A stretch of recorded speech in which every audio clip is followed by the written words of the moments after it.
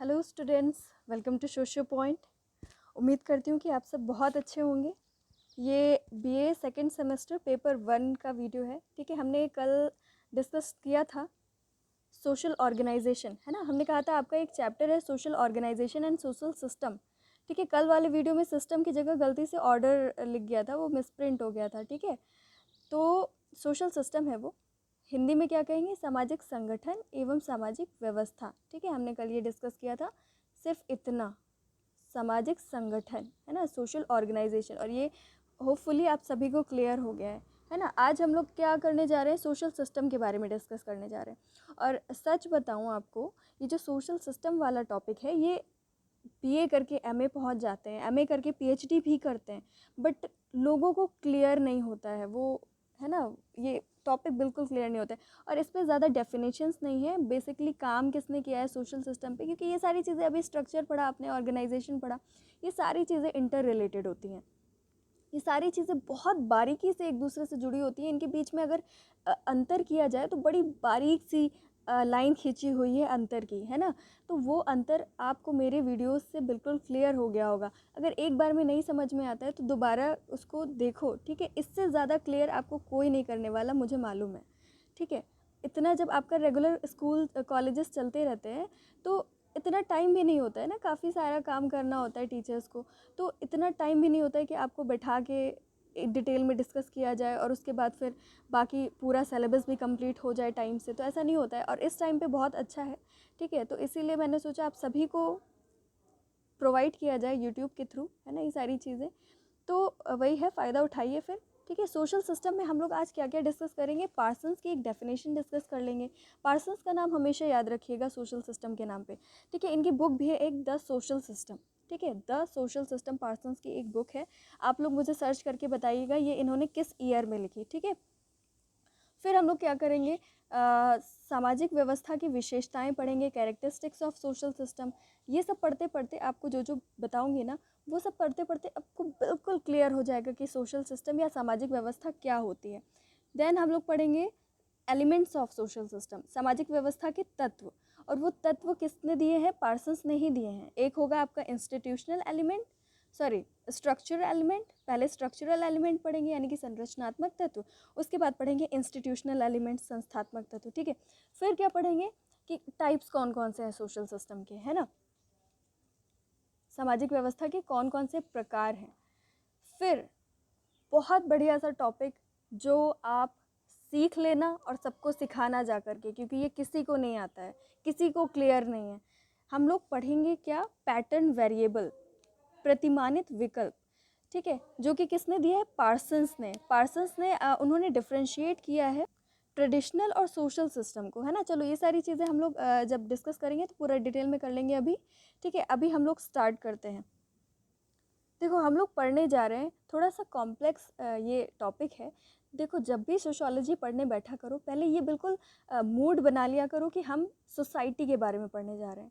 अपने आप को बिल्कुल सोसाइटी के अंदर ले आया करो। सोसाइटी में जो भी चीज़ें हैं, समझ लो वो आपके आसपास घूम रही हैं। अब आपको जानना है कि क्या है सोशियोलॉजी के अंदर, क्या है उसके अलग अलग टॉपिक्स के अंदर। ठीक है, बिल्कुल मूड बना करके बैठा करो, फिर आपको चीज़ें जल्दी समझ में आ जाएंगी, है ना। आज का जो टॉपिक है, थोड़ा सा आपको हो सकता है दोबारा देखना पड़े, क्योंकि थोड़ा सा डिफ़िकल्ट है, जो अभी नए नए आए हैं सोशियोलॉजी में, है ना, उनके लिए। तो देखो, अभी आपने सोशल स्ट्रक्चर पढ़ा यानी कि सामाजिक संरचना, उसके बाद आपने पढ़ा सोशल ऑर्गेनाइजेशन। ठीक है, वो ज़रूर देख लेना, तब ये देखने बैठना। ठीक है, तो आपने सोशल स्ट्रक्चर और ऑर्गेनाइजेशन, संरचना और संगठन पढ़ लिया। ठीक है, जब हम लोग संरचना और संगठन दोनों को मिला देते हैं, ऑर्गेनाइजेशन और स्ट्रक्चर दोनों को मिला देते हैं, तो क्या बन जाता है, सोशल सिस्टम। देखो, सिस्टम एक बहुत बड़ी चीज़ है। सिस्टम के अंदर हर एक चीज़ आ जाती है, व्यवस्था के अंदर हर एक चीज़ को हम इंक्लूड कर देते हैं। इसीलिए सामाजिक व्यवस्था के अंदर बहुत सारी चीज़ें आती हैं। ठीक है, चलिए अब हम लोग धीरे धीरे सब कुछ पढ़ते जाएंगे और सब कुछ बिल्कुल क्लियर होता जाएगा। बिल्कुल पेशेंस से आज की क्लास करिएगा। ठीक है, चलो हम लोग पहले पढ़ लेते हैं। ये पार्सन्स ने डेफिनेशन दी है, ये दोनों। आप इन डेफिनेशन को इन्वर्टेड कोड्स में लिख सकते हो कहीं पर भी। ठीक है, इन्वर्टेड कोड लगा सकते हो इनमें। क्या है डेफिनेशन, एक सामाजिक परिस्थिति में जब अनेक कर्ता सामान्य रूप से स्वीकृत सांस्कृतिक प्रतीकों के अंतर्गत अपने आदर्श लक्ष्यों को प्राप्त करने के लिए क्रिया कर रहे होते हैं, तब इस दशा को हम क्या कहते हैं? सामाजिक व्यवस्था। इसको इंग्लिश में देख लेते हैं एक बार, फिर हम लोग इसको समझते हैं। A social system consists in a plurality of individual actors interacting with each other in a situation which has at least a physical or environmental aspect. ठीक है, actors who are motivated in terms of a tendency to the optimization of gratification and whose relation to their situations including each other is defined mediated in terms of a system of culturally structured and shared symbols. बहुत सारी चीज़ें इसमें इन्होंने include कर दी, पूरा social system बता दिया ना इन्होंने, पूरी सामाजिक व्यवस्था बता दी।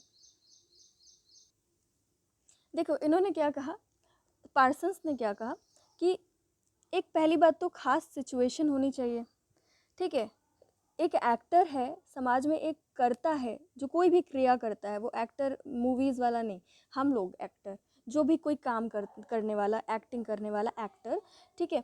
तो वो किसी भी कंडीशन में जब सामान्य रूप से स्वीकृत सांस्कृतिक प्रतीकों के अंतर्गत, इस सामान्य रूप से स्वीकृत सांस्कृतिक प्रतीक कौन से होते हैं?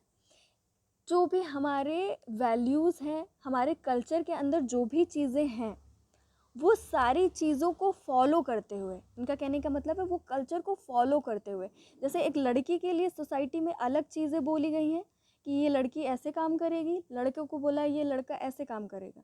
तो कल्चर है ना हमारा, तो जो भी सोसाइटी ने कल्चर बनाया है, जो भी सिंबल्स बनाए हैं, ठीक है, वो उसके अंतर्गत वही मतलब उसी को ध्यान में रखते हुए जब कोई इंसान काम करता है और अपने आदर्श लक्ष्यों को, मतलब कोई भी अपना लक्ष्य प्राप्त करता है और उसको प्राप्त करने के लिए जब वो कोई क्रिया करता है, तो इसी को सामाजिक व्यवस्था कहते हैं। अब देखो एक एग्जाम्पल के थ्रू इसको समझाती हूँ। जैसे मान लो कोई पर्सन है, ठीक है, और उसको लग रहा है कि अब उसको शादी कर लेनी चाहिए, ठीक है। तो क्या है, अब वो शादी करने वाला जो एक्ट करेगा उसमें वो क्या करेगा, जो कल्चर है, सामान्य रूप से सांस्कृतिक जो प्रतीक हैं, प्रतीक में वो सारे कल्चर्स आते हैं, ठीक है। कल्चर के अंदर जो जो चीज़ें हम लोग मानते हैं, ठीक है, कि शादी के अंदर ये करना चाहिए, ये सारी चीज़ें, प्रथाएं, परंपराएं निभानी चाहिए, या कोई भी और भी चीज़, कल्चर से जुड़ी बहुत सारी चीज़ें होती हैं। तो मतलब वो क्या करेगा, पहले देखेगा कि सोसाइटी क्या मानती है, सोचेगा कि मैं अगर मुस्लिम हूँ तो मतलब मुझे क्या करना चाहिए, मुस्लिम लड़की से ही शादी करनी चाहिए, है ना। तो ये क्या है, सामान्य रूप से जो क्या है, ये स्वीकृत सांस्कृतिक प्रतीक है। मतलब ये सबके द्वारा मान्यता प्राप्त है कि एक मुस्लिम लड़का एक मुस्लिम लड़की से ही शादी करेगा, या एक हिंदू लड़का है तो वो हिंदू लड़की से ही शादी करेगा, ठीक है। अगर मान लो मैं हिंदू हूँ तो मैं क्या करूँगी, हिंदू लड़के से ही शादी करूँगी, ठीक है। तो ही सिस्टम बरकरार रहेगा। अभी और चीज़ें बताती हूँ, ठीक है। और एक सिचुएशन है मेरी कि मुझे अब अपने इस सोसाइटी में, इंडियन सोसाइटी में क्या करना है, शादी करनी है, ये एक सिचुएशन है। और सामान्य रूप से स्वीकृति क्या है कि मैं हिंदू हूँ अगर, या मैं मुस्लिम हूँ अगर, या मैं किसी भी रिलीजन की हूँ, तो मुझे उसी रिलीजन में शादी करनी है, ठीक है। ये हमारे इंडिया में यही तो है ना। या अगर इस सोसाइटी को छोड़ दो, हम अपनी फैमिली को ले लें, हमारी फैमिली नहीं इस चीज़ को सपोर्ट करती है कि मैं अदर रिलीजन में शादी करूं, तो क्या होगा, ये क्या है, एक सामान्य रूप से स्वीकृत सांस्कृतिक प्रतीक है।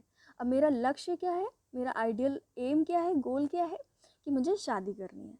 तो अब मैं क्या करूँगी, मैं एक हिंदू फैमिली से बिलोंग करने वाली लड़की को क्या करना है, गोल है मेरा कि शादी करनी है, तो मैं एक हिंदू लड़के को ही सेलेक्ट करूँगी। तो ये पूरा मेरा जो एक्ट हुआ ना, ये अगर मैं इस तरीके से काम करूँगी तो ये कंडीशन सोशल सिस्टम की कंडीशन कहलाएगी। और अगर कहीं मैंने क्या किया, मैंने मान लो हिंदू सोसाइटी में क्या होगा कि पेरेंट्स क्या करेंगे, लड़के को डिसाइड करेंगे कि किस लड़के से शादी करनी है, ठीक है, और फिर क्या करेंगे, सारे रीति रिवाजों को फॉलो करते हुए इस तरीके से शादी करेंगे।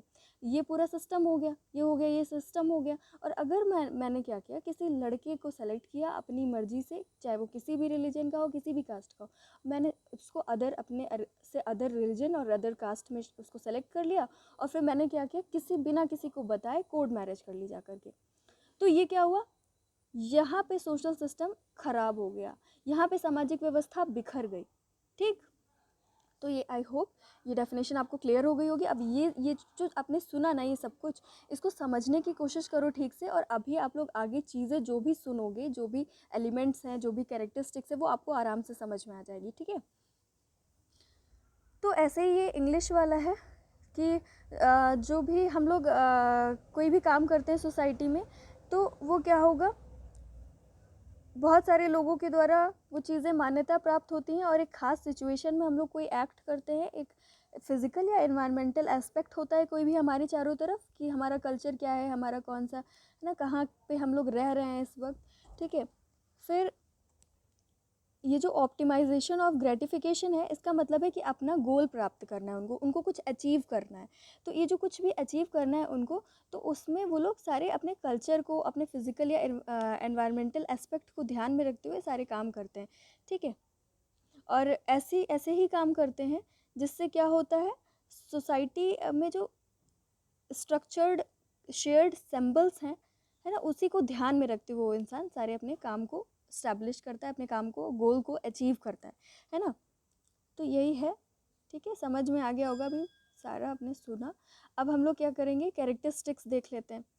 देखो, सोशल सिस्टम के बारे में मैंने आपको ओवरऑल, वो तो पार्सन्स की डेफिनेशन थी, है ना, सोशल सिस्टम की। ओवरऑल मैंने आपको बता दिया कि अगर आप स्ट्रक्चर को और ऑर्गेनाइजेशन को, संरचना को और क्या आपकी संगठन को, सामाजिक संगठन को मिला देते हो, तो वो पूरा मिल करके सोशल सिस्टम बन जाता है ना। हमारी सोसाइटी में आप जो भी चीज़ें देखते हो ना, वो सब सोशल सिस्टम है। अब आपको जानना है ये कि हमारी सोसाइटी में आखिर है क्या। अब मैंने ये तो बोल दिया कि सोसाइटी में जो भी है वो सब सोशल सिस्टम है। अब आप सोशियोलॉजी के स्टूडेंट हो, तो आपको बताना पड़ेगा सोसाइटी में क्या क्या है। ठीक है, अब पहले हम लोग कैरेक्टरिस्टिक्स देख लेते हैं सोसाइटी, सोशल सिस्टम के, सामाजिक व्यवस्था की क्या क्या विशेषताएं हैं। अंतर क्रियाओं की व्यवस्था, अ सिस्टम ऑफ इंटरेक्शन, बहुत इंपॉर्टेंट चीज़। अगर सोसाइटी में इंटरेक्शन नहीं होगा, आपस में बातचीत नहीं होगी, तो क्या होगा, कुछ भी नहीं होगा। ठीक है, तो सबसे पहली चीज़ तो हमारी सोसाइटी में एक इंटरेक्शन का सिस्टम होना चाहिए, होता है ना। और क्या क्या होता है, आदर्श लक्ष्यों का समावेश होता है, इंक्लूजन ऑफ आइडियल गोल्स। अब आइडियल गोल्स है, गोल्स तो सभी के पास होते हैं, but it should be ideal, आदर्श होना चाहिए। आदर्श मैंने आपको बता दिया ना, कि आप जिस भी सिचुएशन में हो उसी हिसाब से आपको अपने गोल अचीव करना है ना। आप हिंदू हो तो सोसाइटी बोलती है कि आपको हिंदू में ही मैरिज करनी है, तो क्या है, आपको आइडियल गोल लेकर के चलना है। देखो, ये सब आप लोग बिल्कुल दिल पे मत लेना, इन सब का बहुत ज़्यादा क्रिटिसिज्म हुआ है, इन सब को बहुत ज़्यादा क्रिटिसाइज़ किया गया है। देखो, जब भी कुछ कोई पढ़ाता है तो उससे काफ़ी लोग सीख लेते हैं, उसको अपने ऊपर अप्लाई करते हैं। देखो यहाँ पर देखो, किसी भी चीज़ को अगर आप बुक में पढ़ते हो तो उसका मतलब ये नहीं कि उसको आप लोग अप्लाई कर सकते हो अपने ऊपर। ठीक है, उसका एक क्रिटिक होता है। ठीक है, इसका भी बहुत ज़्यादा क्रिटिक हुआ है, आप लोग इसको सुन करके ही समझ सकते हो कि आइडियल गोल होना चाहिए। और आइडियल का मतलब जो लोगों के द्वारा स्वीकृत हो, शेयर्ड कल्चर, है ना, जो सभी लोग मानते हो। तो ये सारी चीज़ें हैं, बट इसका बहुत ज़्यादा क्रिटिसिज्म हुआ है। अगर हमेशा ऐसे ही करते रहोगे तो सोसाइटी में कभी चेंज नहीं होगा, और सोसाइटी कभी अपने ट्रेडिशनल वैल्यूज़ से आगे नहीं बढ़ पाएगी, और कभी भी उसमें डेवलपमेंट नहीं हो पाएगा। ठीक है, तो इसलिए ये सारी चीज़ें जस्ट सोशियोलॉजी के पर्सपेक्टिव से पढ़ो। ठीक है, तो आइडियल गोल्स का मतलब समझ गए। फिर आपका आता है सोशल सिचुएशन, सामाजिक परिस्थिति। परिस्थिति का तात्पर्य कल्चर से होता है, और कल्चर किससे बनेगा आपका, जैसा आपका एनवायरनमेंट होगा। अब जैसे फॉरेन में आपके अलग कल्चर है, अलग चीज़ों को फॉलो किया जाता है। ठीक है, वहाँ का एनवायरनमेंट भी अलग है, वहाँ पे ठंड पड़ती है, वहाँ पे खाने पीने के लिए नॉनवेज ज़्यादा अवेलेबल है, ज़्यादा सस्ते में अवेलेबल है। तो रिसोर्सेज कैसे अवेलेबल हैं, उस हिसाब से भी आपका कल्चर इफ़ेक्ट होता है। हमारे यहाँ जो है वेजिटेरियन फूड आराम से अवेलेबल है। आप हमारे ही यहाँ साउथ में चले जाओ तो वहाँ फ़िशेज़ बहुत सस्ते में अवेलेबल है, तो वहाँ पे फ़िश ज़्यादा खाई जाती है। तो क्या है मतलब, जैसी आपकी सामाजिक परिस्थिति होती है वैसे ही आपका कल्चर होता है, और ठीक है, तो वैसे ही आपका सोशल सिस्टम बन जाता है। ठीक है, अगर कहीं पे लड़कियों की कमी है तो कल्चर रिलीजन नहीं देखेंगे, फिर कर देंगे शादी। समझ गए? तो वही है सोशल सिचुएशन। फिर है आपका सांस्कृतिक व्यवस्था से संबंधित, वही बताया आपको अभी अभी, वो सब एक ही होता है।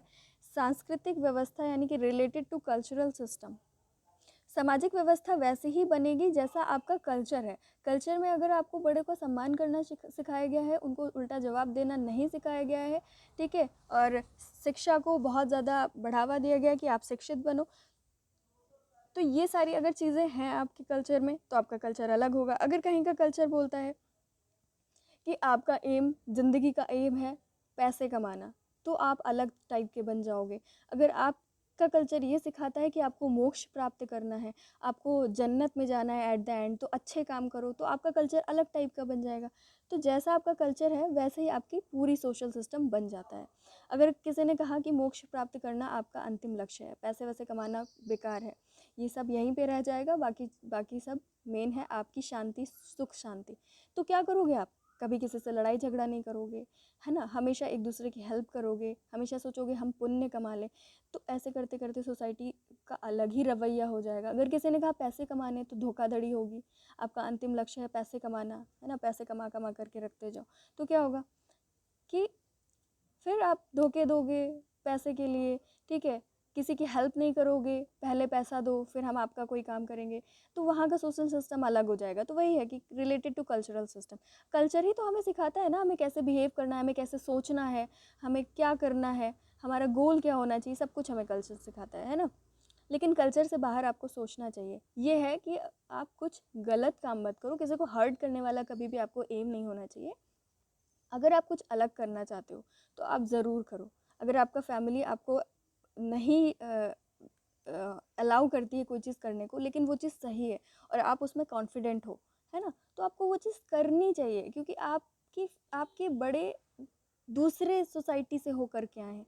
अब आपको चीज़ें बदलनी है और चीज़ों को अच्छा करना है। अगर आप पहले की चीज़ें मानते चले आओगे तो कभी चीज़ें चेंज ही नहीं होंगी, और फिर वही थोपोगे आप अपने आगे वाली जनरेशन पे, है ना। तो ये तो जैसे कास्ट है, कास्ट पहले के लोग बहुत ज़्यादा मानते थे, अब आपको लगता है कि नहीं, अदर कास्ट के लोगों को भी फ्रेंड बनाना चाहिए, इस तरीके से अदर रिलीजन से भी बिल्कुल प्यार से रहना चाहिए।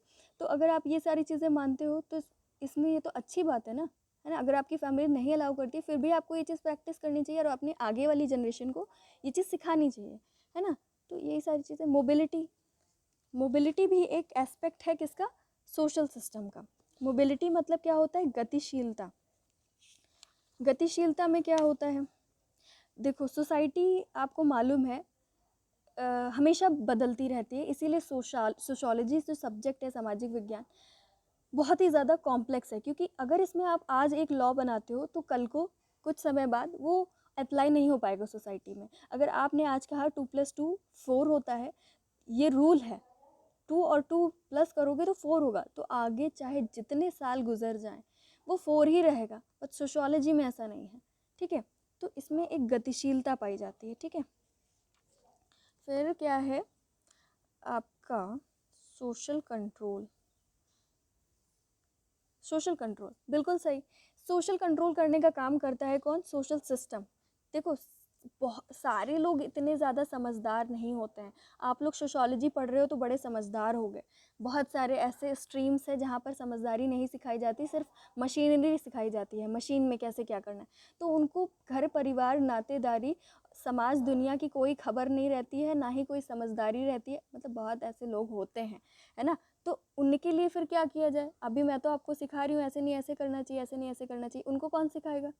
तो इसके लिए एक सोशल सिस्टम तो होना चाहिए ना, एक कल्चर तो होना चाहिए ना उनको बताने के लिए कि नहीं ऐसे नहीं, आप ऐसे गलत कर रहे हो, ऐसे करना चाहिए, है ना। सोसाइटी में अगर फैमिली होगी तो वो सिखाएगी बच्चों को, आपको बाहर निकल करके ऐसे बिहेव करना है, इस तरीके से बिहेव नहीं करना है। तो सोसाइटी आपको सिखा करके भेज रही है, वही आपकी परवरिश कर रही है, तो वो आपके अंदर सारी चीज़ें इनबिल्ट कर देती है, आपके अंदर इंटरनलाइजेशन कर देती है सारी चीज़ों का, सोसाइटी के जो भी रूल्स रेगुलेशंस हैं, ठीक है। तो सोसाइटी के अंदर ही आता है ना फैमिली, तो वो भी सोशल सिस्टम का एक पार्ट है। सोशल सिस्टम में बहुत सारी चीज़ें, तो जब आप सोशल सिस्टम के हिसाब से काम करते हो तो सोसाइटी मेंटेन रहती है, ठीक है। बहुत सारी चीज़ें हैं, आप लोग सोच सकते हो, है ना। एक अंडरस्टैंडिंग आपको दे रही हूँ, अंडरस्टैंडिंग देना मेरा काम है, वही सबसे बड़ी चीज़ है, ठीक है। बाकी आपकी इमेजिनेशन बहुत लंबी है, आप लोग कुछ भी सोच सकते हो, कोई भी बहुत बढ़िया एग्जाम्पल सोच सकते हो। अभी मैं आपको पढ़ा रही हूँ, जो भी मेरे दिमाग में आ रहा है उस हिसाब से मैं आपको बता रही हूँ, ठीक है। बस मेरा काम है इस वक्त आपको समझाना, ठीक है। इस वक्त आगे आपका क्या लिखा हुआ है, सामाजिक एकीकरण, सोशल इंटीग्रेशन। इंटीग्रेशन भी आता है, इंटीग्रेशन कैसे आता है, जैसे जैसे मान लीजिए अगर आप हो, आपको कुकिंग बड़ी अच्छी लगती है, फिर एक और बच्चा आया, उसको भी कुकिंग बड़ी अच्छी लगती है, तो आप दोनों में फ्रेंडशिप हो जाएगी, है ना। और बहुत इंटरेक्शन होगा आपके आपस में, और गहरी दोस्ती हो जाएगी। फिर क्या है, लड़ाई झगड़ा होगा, फिर भी आपकी दोस्ती टूटेगी नहीं, छोटा मोटा हो जाएगा तो क्या हुआ, आप दोनों में एकीकरण हो गया। तो जब दो लोगों को कुकिंग पसंद है तो उनमें फ्रेंडशिप हो सकती है। तो अगर दो लोग एक ही सोशल सिस्टम को फॉलो कर रहे हैं, या 1000 लोग एक ही सोशल सिस्टम को फॉलो कर रहे हैं, तो उनमें तो एकीकरण आएगा ही आएगा ना। अच्छा, आप भी इंडियन सोसाइटी से बिलोंग करते हो, मैं भी इंडियन सोसाइटी से बिलोंग करता हूँ, है ना। एक अलग सा रिलेशनशिप होता है ना। आप भी इंडियन हो, मैं भी इंडियन हूँ। आप भी इस स्टेट से हो, अच्छा मैं भी इस स्टेट से हूँ। आपके यहाँ ये वाला किया जाता है ट्रेडिशन, हाँ हमारे यहाँ भी किया जाता है, फ्रेंडशिप हो जाती है ना। अगर एक पता नहीं कहाँ कौन सी आदिम जनजाति में जी रहा है, दूसरा कौन सी, तो वो तो झगड़ा करेंगे, भाई तुम कौन हो, है ना। जैसे दो जनजातियाँ अगर आपस में देख लें आपस में, या आप चले जाओ, है ना, बहुत सारी ऐसी ट्राइब्स हैं, तो आपको उल्टा टांग देंगे वो लोग, है ना। तो ये है सोशल इंटीग्रेशन, सोशल सिस्टम काम करता है सोशल इंटीग्रेशन का या सामाजिक एकीकरण का। तत्व देख लेते हैं, अब समझ में आता जाएगा आपको, ठीक है। सोशल सिस्टम के एलिमेंट्स, संरचनात्मक, देखो एलिमेंट्स के बारे में आपको पहले बता देती हूँ कि ये एलिमेंट्स आपके पार्सन्स के हैं, ठीक। जो आपके पार्सन्स हैं वो कहते हैं कि हमारे सोशल सिस्टम में कुछ ऐसे एलिमेंट्स होते हैं जो सोसाइटी का स्ट्रक्चर को फॉर्म करते हैं, है ना। वो स्ट्रक्चर को फॉर्म करने वाले कौन से एलिमेंट्स हैं हम लोग देखेंगे। और कुछ ऐसे एलिमेंट्स होते हैं जो सोसाइटी के अंदर ऑर्गेनाइजेशन बनाते हैं, है ना, कि कैसे काम करना है। अब आपने देख लिया ना, स्ट्रक्चर और ऑर्गेनाइजेशन को मिला करके सोशल सिस्टम बन जाता है ना। इन्होंने एक स्ट्रक्चरल एलिमेंट दिया और एक इंस्टीट्यूशनल एलिमेंट दिया, ठीक है। इंस्टीट्यूशनल में आपका ऑर्गेनाइजेशन मेंटेन किया जाता है। संगठन आप जानते हो ना क्या होता है, कल पढ़ा था आपने। एक चीज़ों को करने का एक ढंग होता है ना। कल का रिवाइज़ कर लेना, अच्छे से रिवाइज़ कर लेना, ठीक है। चीज़ें अगर एक सही ऑर्डर में हैं, सही से काम हो रहा है, तो मतलब क्या है, यहाँ पे ऑर्गेनाइजेशन है। तो इस तरीके की चीज़ें हैं, रिवाइज़ करना। तो यहाँ पर हम लोग पार्सन्स के दिए हुए एलिमेंट्स पढ़ने जा रहे हैं, जिसमें एक को कहते हैं स्ट्रक्चरल, दूसरे को कहते हैं इंस्टीट्यूशनल। तो स्ट्रक्चरल में कौन कौन से होते हैं, स्ट्रक्चरल एलिमेंट्स या संरचनात्मक तत्वों में क्या क्या होता है। पहला, नातेदारी व्यवस्था, है ना। जैसे परिवार है, परिवार किन किन लोगों से जुड़ता है। बहुत सारे आपके रिश्तेदार हैं, सगे संबंधी हैं, दूर के पास के, है ना, बहुत पास के। तो और चलो रिश्तेदार तो हैं, और उनमें किस तरीके से आपको किससे बिहेव करना है, फादर से, मदर से, मामा से, भांजे से, सबसे एक डिफाइंड रूल है ना, कि इनसे ऐसे हम लोग बिहेव कर सकते हैं, इनसे ऐसे, भाई बहन से ऐसे बिहेव कर सकते हैं, फ्री हैं। तो इस तरीके से नातेदारी एक व्यवस्था है, एक एलिमेंट है, या किनशिप सिस्टम। सोशल स्ट्रैटिफिकेशन, ये थोड़ा गलत सी चीज़ है जो स्ट्रैटिफिकेशन करता है, लेकिन सोसाइटी में स्ट्रैटिफिकेशन को आप रोक नहीं सकते हो। लेकिन ये है कि उसको आप लोग, उसके लिए जो एक बुरी भावना होती है स्ट्रैटिफिकेशन या स्तरीकरण को लेकर के, वो आप अपने दिल से निकाल सकते हो। अब जैसे मैं हूँ टीचर हूँ, आप लोग स्टूडेंट हो, तो हम लोग इक्वल तो नहीं हो सकते ना।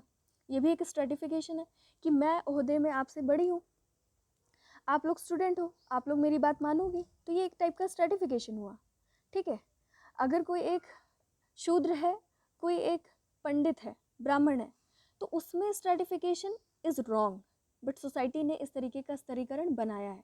जो लोग ऊंच नीच का विभाजन करते हैं और उसमें भेदभाव करते हैं, ये चीज़ गलत है। बट सोसाइटी में एक स्ट्रेटिफिकेशन पाया जाता है जिसके तहत लोग अपना काम करते हैं तो चीज़ें अच्छे से मेंटेन रहती हैं सोसाइटी में। अब जैसे कोई कंपनी है, वहाँ पे एक बॉस होगा, एक मैनेजर होगा, बाकी क्लर्क होंगे। बॉस अगर नहीं सिखाएगा मैनेजर को क्या करना है ना, जो मैनेजर है वो मैनेज नहीं करेगा चीज़ों को, क्लर्क से कहेगा आप ही लोग कर लो, आप लोग मेरे इक्वल हो, आप ही लोग मैनेज कर लो, क्या होगा? सब खराब हो जाएगा।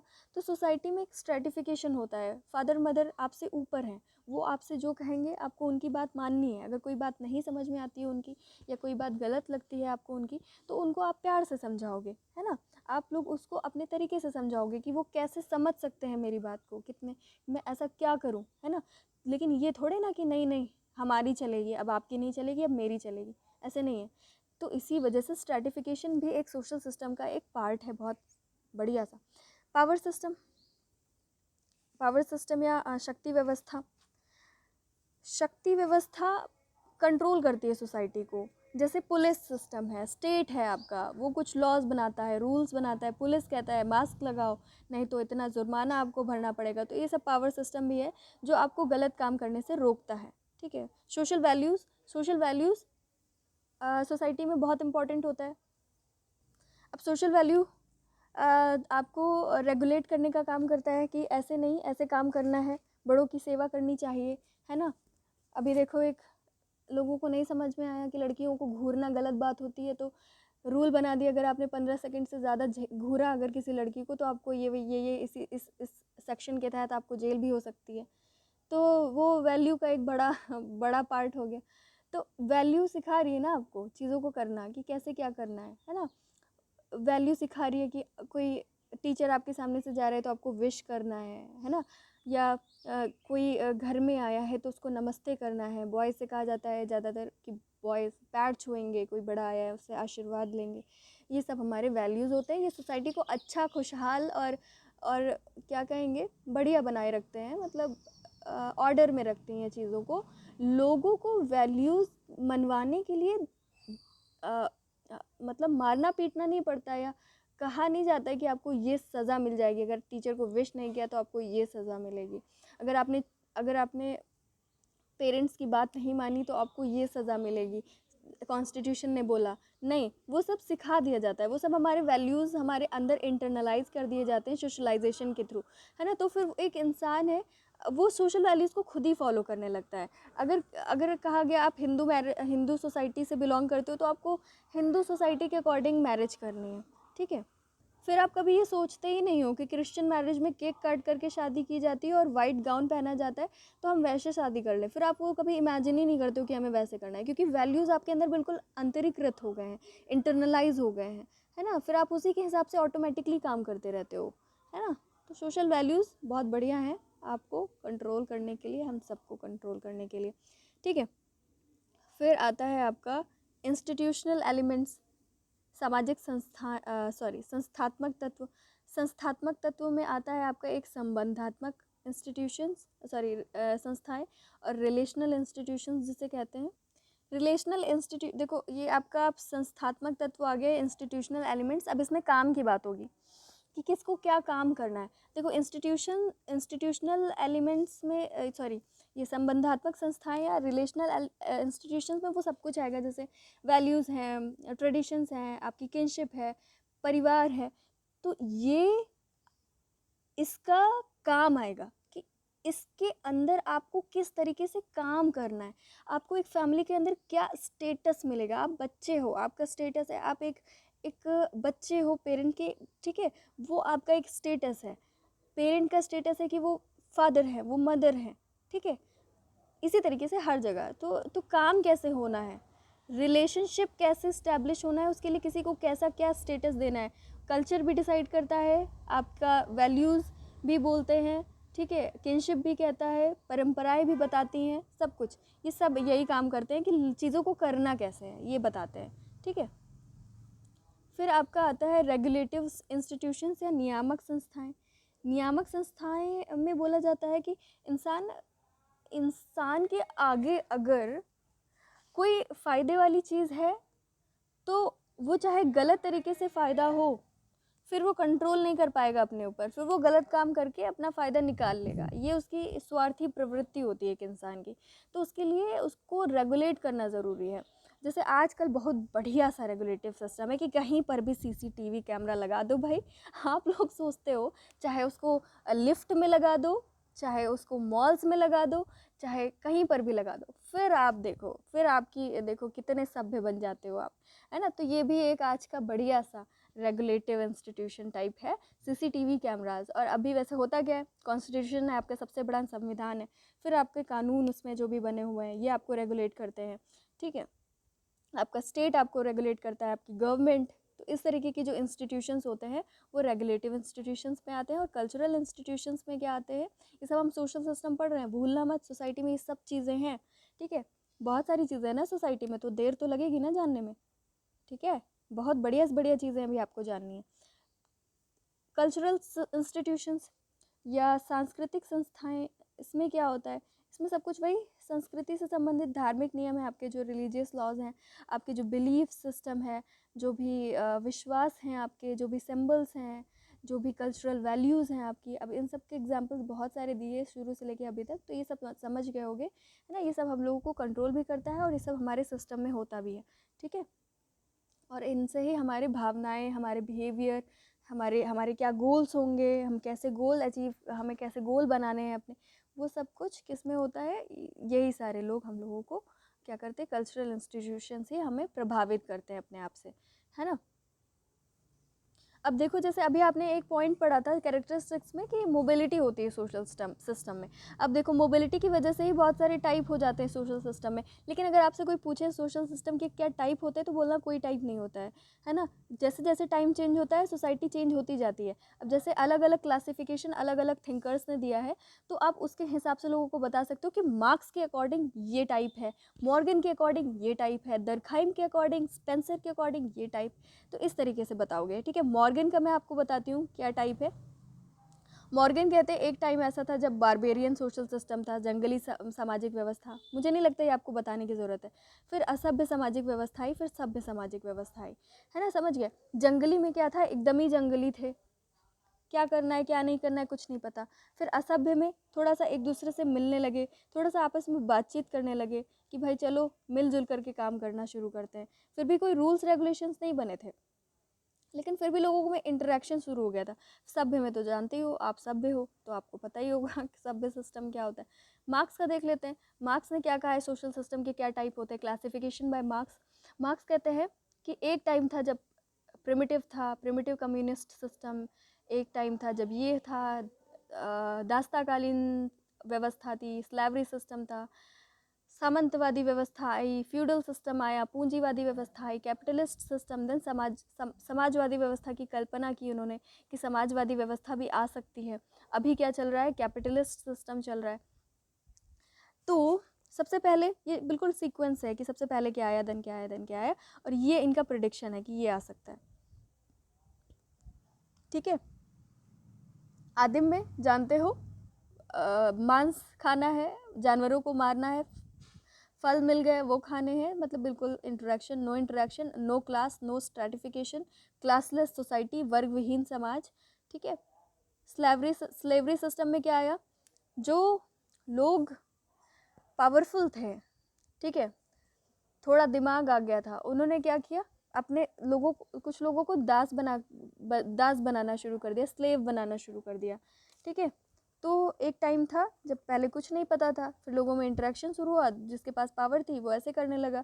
फिर सामंतवादी व्यवस्था, फ्यूडल सिस्टम में क्या आया, उन्होंने क्या कहा, अब मेरी प्राइवेट प्रॉपर्टी है, ये ज़मीन मेरी है, यहाँ पे कोई नहीं आएगा, आओ यहाँ पर काम करो आकर के, हम तुम्हें अनाज देंगे, इस भूमि पे जो भी पैदा होगा उस हिसाब से, है ना, और वो भी तुम्हें खाने भर का देंगे, आओ मुझसे कर्ज लो आकर के। तो ये फ्यूडल सिस्टम जानते होगे क्या क्या हुआ, बट आपको एक सीक्वेंस बता रही हूँ कि इस तरीके के सिस्टम भी आए। कैपिटलिस्ट सिस्टम में क्या है, मेरे यहाँ काम करो, मैं तुमसे 24 घंटे काम लूँगा, फिर तुम्हें थोड़ा सा पैसा दूंगा, एक दिन छुट्टी मारोगे तो मैं तुमसे 4 दिन का पैसा काट लूँगा, 4 दिन नहीं आए तो मैं तुम्हें जॉब से निकाल दूंगा, तुम प्रेग्नेंट हो कोई बात नहीं, तुम्हें काम पे आना है, नहीं आ सकती हो तो ठीक है, जॉब छोड़ दो, दूसरे को ले आऊँगा। ये सब चल रहा है कैपिटलिस्ट सिस्टम में, ठीक है। मोर प्रॉफिट, जितना प्रॉफिट हम कमा सकते हैं। मुझे तुमसे कोई मतलब नहीं, तुम्हारी फैमिली से, तुम्हारी सिचुएशन से कोई मतलब नहीं। मैं कैपिटलिस्ट हूँ, मैं पूंजीपति हूँ, ठीक है। तो मेरा काम है क्या, प्रॉफिट कमाना, ठीक है। तुम इंडस्ट्री स्टैब्लिश करो, तुम प्रॉफिट कमाओ, है ना, इस तरीके से। अब जैसे हमारे यहाँ हैं, हमारे यहाँ अंबानी और अडानी का नाम सुनते हो। ये लोग इतना ज़्यादा प्रॉफिट कमाते हैं और कमाते ही जा रहे हैं। यार कितना खाता है एक इंसान, है ना, कितना ज़्यादा तुम्हें प्रोटेक्शन चाहिए। इतना तो देश को भी नहीं प्रोटेक्शन चाहिए जितना तुम्हें, है ना, तुम इतना अपने ऊपर कर रहे हो। अगर ये लोग अच्छे से चैरिटी करने लगे और ये लोग हमारे देश की सोचने लगे ना, तो हमारे यहाँ आज जो भुखमरी से ऐसे लोगों को देखते हो ना, भूखे मर रहे हैं, खाने को नहीं है, बिल्कुल थोड़ा थोड़ा सा खा रहे हैं, एक टाइम का कमा रहे हैं, ऐसे लोग आपको नहीं नज़र आएंगे, बिल्कुल भी नहीं नज़र आएंगे। बट पता नहीं एक इंसान कितना कमाना चाहता है, तो यही चल रहा है कैपिटलिस्ट सिस्टम में, यही चल रहा है। जिसको कमाने को मिल रहा है वो कमा रहा है, गलत तरीके से, सही तरीके से, लोगों को चूज़ करके, किसी भी तरीके से। सोशलिस्ट सिस्टम में वो मार्क्स ने कल्पना की कि एक टाइम आएगा जब सोशलिस्ट सिस्टम आएगा, ये बहुत बढ़िया स्टेज होगी, और ये कल्पना करते हैं कि पूंजीपतियों के विरुद्ध, ये कैपिटलिस्ट जो है इनके विरुद्ध क्रांति होगी, और क्रांति करने के बाद इन सबको हटा दिया जाएगा और सबके पास इक्वल प्रॉपर्टी होगी, सबके पास इक्वल राइट्स होंगे, और सभी लोग मिलजुल करके चीज़ों का प्रोडक्शन करेंगे, और जो डिस्ट्रीब्यूशन होगा खाने पीने का या जो भी रिसोर्सेज हैं, सबके पास इक्वल डिस्ट्रीब्यूशन होगा, सबका कल्याण होगा, हर एक इंसान का कल्याण होगा, हर एक इंसान का वेलफेयर होगा। ये इनका प्रेडिक्शन था, जो कि अभी तक हुआ तो नहीं है, देखते हैं कब होता है, ठीक है। अब हम लोग बहुत बढ़िया सी चीज़ जान लेते हैं जल्दी से। देखो, इसे टाइप्स ऑफ सोशल सिस्टम के अंदर बता सकते हो, ठीक है। पार्सन्स ने कहा था कि कुछ ऐसे वेरिएबल्स होते हैं जिन्हें कहते हैं हम पैटर्न वेरिएबल या प्रतिमानित विकल्प। जैसे वेरिएबल्स आप लोग पढ़ते हो ना, एक्स वाई, इस तरीके के वेरिएबल्स। एक्स का मतलब ये मान लेते हो, वाई का मतलब ये मान लेते हो, है ना। तो वैसे ही कुछ ऐसे इन्होंने कहा सोसाइटी में वेरिएबल्स होते हैं, जिसको देख करके आप बता सकते हो कि वहाँ का सोशल सिस्टम किस टाइप का है। तो टाइप आप दो ही बता सकते हो उन वेरिएबल्स को देख करके, या तो ट्रेडिशनल या तो मॉडर्न, या तो परंपरागत सामाजिक व्यवस्था या तो आधुनिक सामाजिक व्यवस्था। ये लोगों को बिल्कुल क्लियर नहीं होता है। मैं आपको क्लियर कर रही हूँ, सच बता रही हूँ। आप पूछना किसी से, भाई तुम्हें पैटर्न वेरिएबल आता है पार्सन्स का, पूछना, ठीक है, समझा देना उसको, नहीं आता होगा, ठीक है।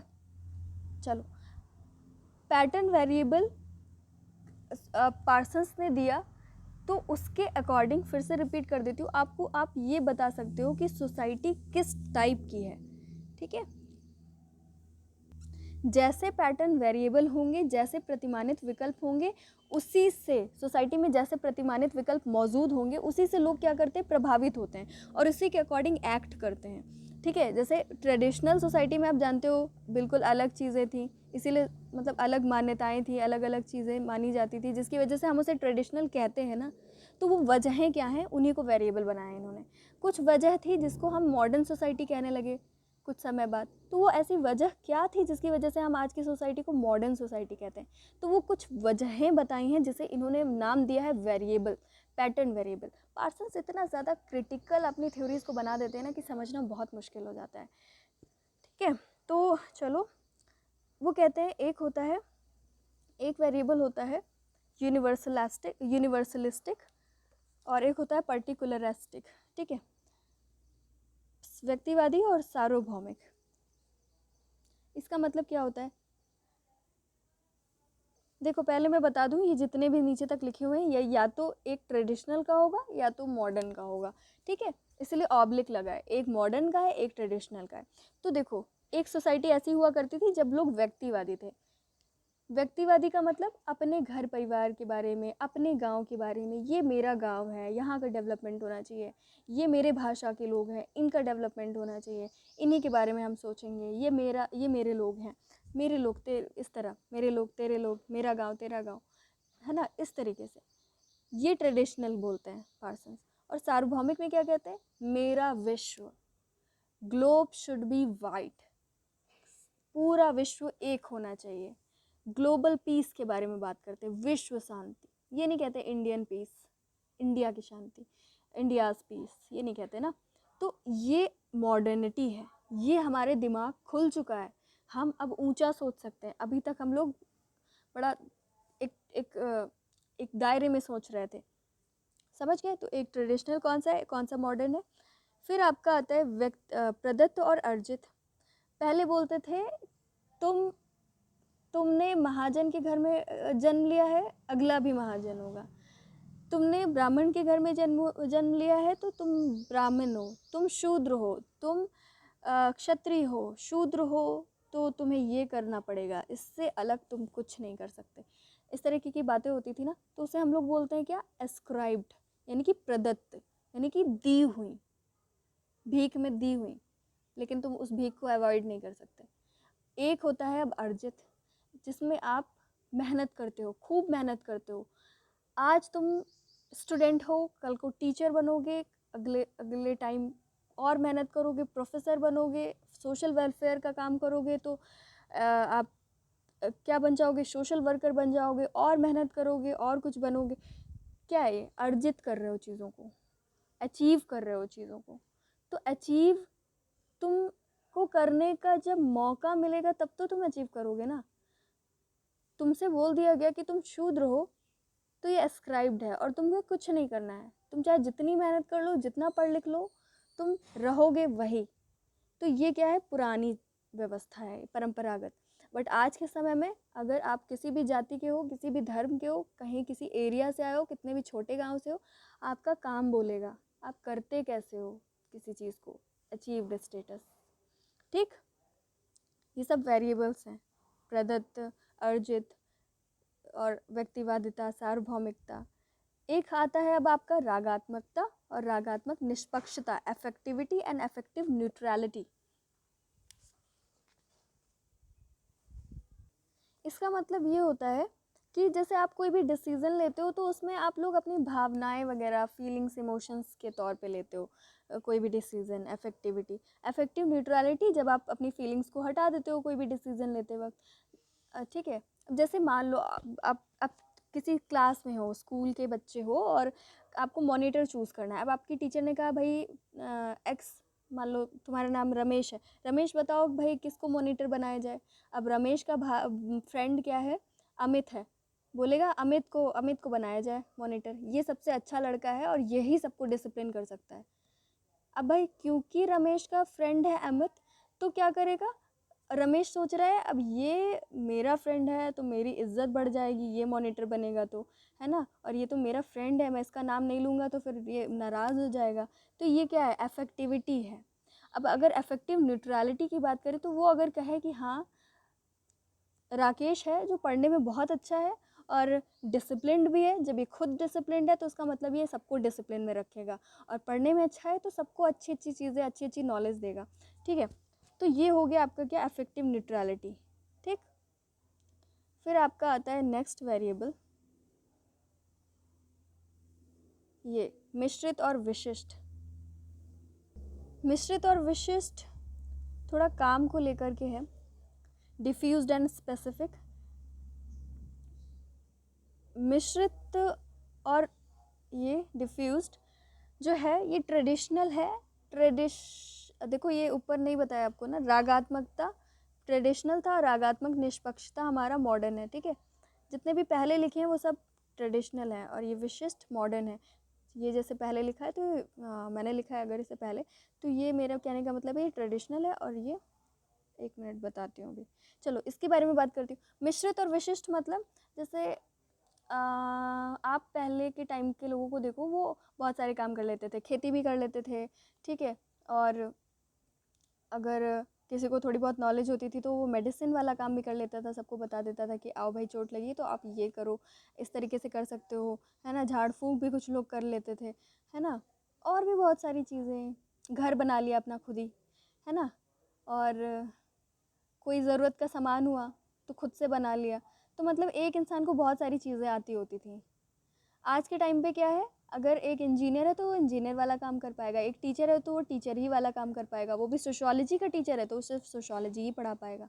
कितना स्पेसिफिक आ गया है ना चीज़, अब कितना स्पेसिफिक हो गया है। पहले के टाइम पे क्या था, कोई अगर किसी को कोई चीज़ सिखा ले रहा है तो उसको गुरु मान लिया जाता था, वो ही शिक्षक है। अब शिक्षक है तो वो अपना घर भी बना लेगा, तो इसका मतलब वो अपना घर बना सकता है। इंजीनियर भी हो गया, वो कैसे घर बनाना है उसको ये भी नॉलेज है, कहाँ पे कैसे करना है। तो मतलब मिश्रित पहले पाया जाता था, इतनी स्पेसिफिक चीज़ें नहीं थी, विशेषीकरण नहीं था। आज विशेषीकरण है, विशिष्ट हो गया है, स्पेसिफिक हो गया है। कोई डॉक्टर है, अगर कान नाक गले का है तो उसी का है, हार्ट सर्जरी नहीं कर पाएगा। तो ये चीज़ है, तो ये मॉडर्न है, वो दूसरा क्या है, ट्रेडिशनल है। स्वकेंद्रता और समूह केंद्रता के बारे में बात करते हैं अब। ठीक है, तो अब आपका स्वकेंद्रता और समूह केंद्रता। स्वकेंद्रता आपका क्या है, ट्रेडिशनल। समूह केंद्रता मॉडर्न है। देखो, स्वकेंद्रता मतलब आप जहाँ पर अपना हित चाहते हो, अपनी अपने स्वार्थ को पूरा करना चाहते हो, ठीक है।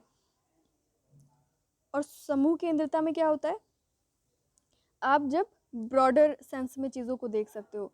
जैसे मान लो किसी के घर पे हैंडपम्प लगा हुआ है, ठीक, तो क्या करेगा वो, बहुत सारा पानी निकालेगा, जितना मन करेगा वो निकालता चला जाएगा। मेरा पानी है ना, मेरा पानी, मेरा नल, मैं चाहे जितना यूज़ करूँ।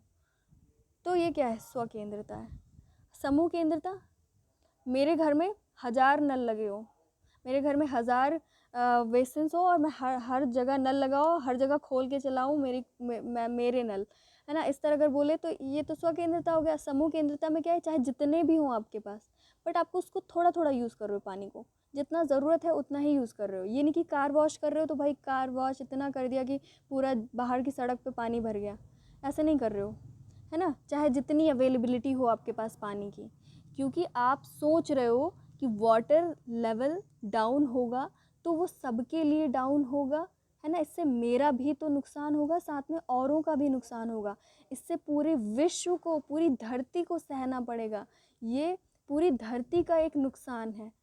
वाटर को वेस्ट करना सिर्फ मेरे लिए या मेरे आस पड़ोस के लिए, बल्कि पूरी धरती के लिए नुकसानदायक है। तो ये क्या है, समूह केंद्रता है, कलेक्टिव ओरिएंटेशन है।